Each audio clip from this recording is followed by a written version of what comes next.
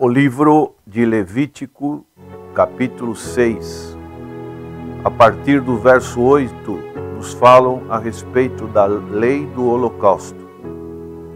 Disse mais o Senhor a Moisés: dá ordem a Arão e a seus filhos, dizendo: esta é a lei do holocausto. O holocausto ficará na lareira do altar toda a noite até pela manhã, e nela se manterá aceso o fogo do altar. O sacerdote vestirá a sua túnica de linho e os seus calções de linho sobre a pele nua, e levantará a cinza, como o fogo houver consumido o holocausto, sobre o altar, e a porá junto a este. Depois despirá as suas vestes e porá outras, e levará a cinza para fora do arraial, a um lugar limpo. O fogo, pois, sempre arderá sobre o altar, não se apagará, mas o sacerdote acenderá lenha nele cada manhã, e sobre ele porá em ordem o holocausto, e sobre ele queimará a gordura das ofertas pacíficas. O fogo arderá continuamente sobre o altar, não se apagará. Aqui encontramos a providência de Deus para com o seu povo, com relação a uma comunhão que pudesse agradar a Deus. O nome Levítico, ele foi dado em respeito à tribo de Levi. Os levitas faziam parte de uma das tribos de Israel, da qual procediam os sacerdotes. Eles eram responsáveis pela manutenção do local e das práticas de culto de Israel. O título Levítico trata basicamente do culto e das condições necessárias para a realização deste culto. No entanto, o livro não se destinava somente aos sacerdotes ou levitas, mas também aos israelitas leigos, ensinando-lhes como oferecer sacrifícios e como vir à presença de Deus no culto. E para nós que vivemos em dias atuais, esse livro nos fala que devemos nos lembrar da gravidade de nosso pecado, mas também este livro nos aponta o sacrifício daquele sangue, que é muito mais efetivo do que o sangue de touros e cordeiros, que é o sangue de nosso Senhor e Salvador Jesus Cristo. Nas palavras de João Batista, em João capítulo 1, verso 29, o Senhor Jesus, na sua descrição da sua morte expiatória, ele é o Cordeiro sacrificial perfeito, que tira o pecado do mundo.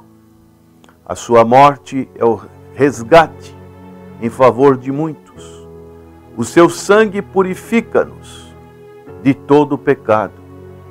Acima de tudo, o Senhor Jesus Cristo é o perfeito sumo sacerdote, que não entra em tabernáculo terreno, uma vez por ano, como acontecia no dia da expiação, mas sim que subiu ao tabernáculo celestial para sempre, não porque ofereceu um simples cordeiro pelos pecados do seu povo, mas deu a sua própria vida.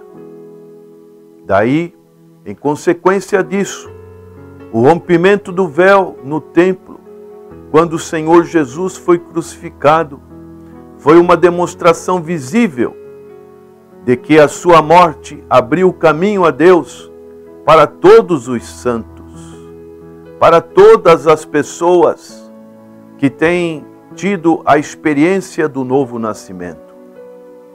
Então, o Senhor Jesus Cristo é este condutor, é este holocausto que esse texto longínquo nos mostra. Cristo, o sumo sacerdote da nova aliança, ofereceu esse derradeiro holocausto em seu corpo.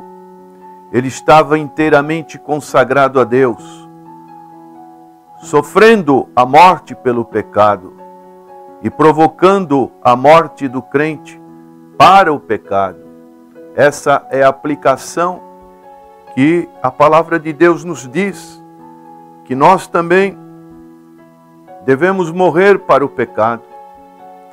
Em Romanos capítulo 6, verso 2, o apóstolo Paulo diz: de modo nenhum, como viveremos ainda no pecado? Nós, os que para ele morremos?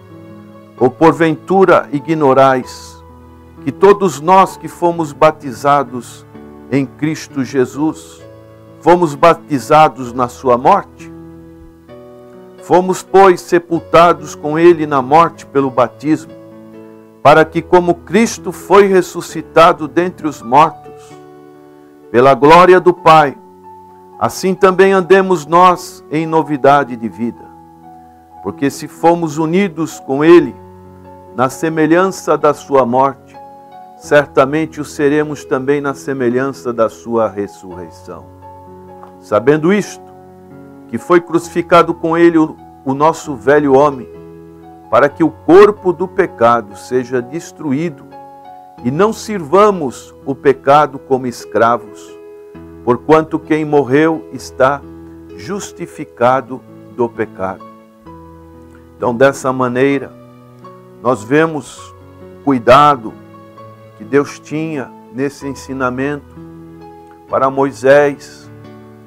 Moisés dava ordem a Arão, a seus filhos, sobre este cuidado que Deus tinha, para que tudo pudesse sair da melhor maneira possível. E nos chama a atenção essa expressão: o fogo, pois, sempre arderá. Essa ação talvez fosse prescrita como um lembrete da presença contínua de Deus e da necessidade do povo de uma expiação contínua. Então nós vemos que o próprio Deus se manifestou quando ele consumiu com o fogo as ofertas que eram oferecidas. Em Levítico capítulo 9, verso 24 nos diz: eis que saindo fogo de diante do Senhor, consumiu o holocausto e a gordura sobre o altar. O que vendo o povo jubilou e prostrou-se sobre o seu rosto. Isso nos mostra a presença do Senhor. Isso era algo para o povo de Israel, que deveria manter perpetuamente esse fogo aceso. Isso podemos aplicar para as nossas vidas, que era um símbolo da adoração ininterrupta que Jeová exigia de seu povo Israel. Por isso devia haver fogo para queimar os sacrifícios diários, bem como os muitos outros especiais que podiam ser trazidos a qualquer hora. O fogo originalmente veio do céu e dessa maneira nos diz: o fogo arderá continuamente sobre o altar, não se apagará. Queremos ainda ressaltar que isso é uma verdade que nos leva a uma devoção dinâmica. Deus quer que a nossa devoção a Ele guie a maneira como vivemos. A Bíblia sugere muitas maneiras. O fogo representa essa ação. O fogo representa o juízo da parte de Deus. O fogo, a devida fortaleza para as nossas vidas. O fogo representa a oração do crente, aonde o crente deve buscar continuamente a presença do Senhor. Ele não pode parar de se consagrar diariamente, como diz esse texto. Não pode ser algo de vez em quando, mas sempre devemos ter essa constância na nossa vida de adorar a Deus, de buscar a sua presença cada dia. O fogo do altar não se apagará.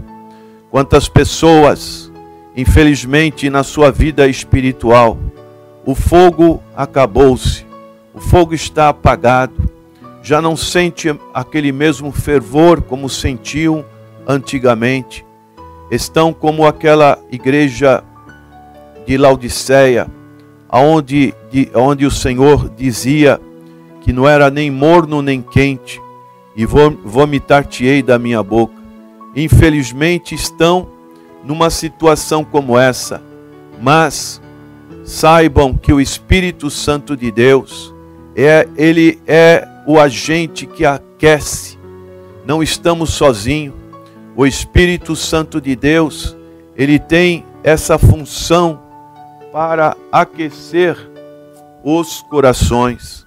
Dessa maneira, nós somos gratos a Deus, porque o seu fogo, ele tem sido aceso. Por isso, saiba que a comunhão com Deus exige tempo, exige energia, exige uma constância, exige recursos que normalmente nós não teríamos condições. Por isso, seja constante em seu zelo pelo Senhor e seu reino. A devoção indiferente, ela deve ser desprezível, porque não agrada ao Senhor. Façamos, como diz este capítulo 6, verso 12 e 13 de Levítico. Cada manhã, e sobre ele porá em ordem o holocausto, as nossas vidas, e sobre ele queimará a gordura das ofertas pacíficas. O fogo arderá continuamente sobre o altar, não se apagará. Senhor, nosso eterno Pai, que este fogo que o Senhor manifestou para Israel, este fogo que conduziu o povo pelo deserto durante a noite, que este fogo que consumiu o altar quando Elias orou diante dos profetas de Baal e Aserá. Ó Deus, este fogo que consumiu Sodoma e Gomorra, fogo do juízo, este fogo que foi simbolizado como línguas repartidas de fogo quando o Senhor iniciou a obra da igreja primitiva. Ó Deus, que este fogo que representa as nossas orações, o calor que podemos sentir, o poder que podemos sentir da Tua presença nas nossas vidas, ele sempre esteja ardendo. A cada manhã, cada um dos Teus servos possam buscar a Tua presença. Sabemos que sem Ti nada podemos fazer, então devemos sim reconhecer que tudo vem do Senhor. Abençoa este ouvinte que está indiferente, que não sente mais o calor da presença de Deus nas suas vidas. Ó Deus, está frio, tenha misericórdia, tira toda a frieza e coloca, Senhor, o Teu Espírito Santo para que este pavio que ainda está um pouco fumegante possa ser aquecido e possa brilhar de uma maneira forte novamente. Ó Deus, faz com que haja essa situação, que não haja nenhum impedimento, nenhum pecado, nenhuma situação que bloqueie esta ação do Teu Espírito Santo, que haja um reconhecimento, que haja um quebrantamento, haja, Senhor, a confissão de pecados, para que o Teu povo possa estar ardendo na Tua presença. É a nossa oração, agradecidos em nome do Senhor Jesus. Amém.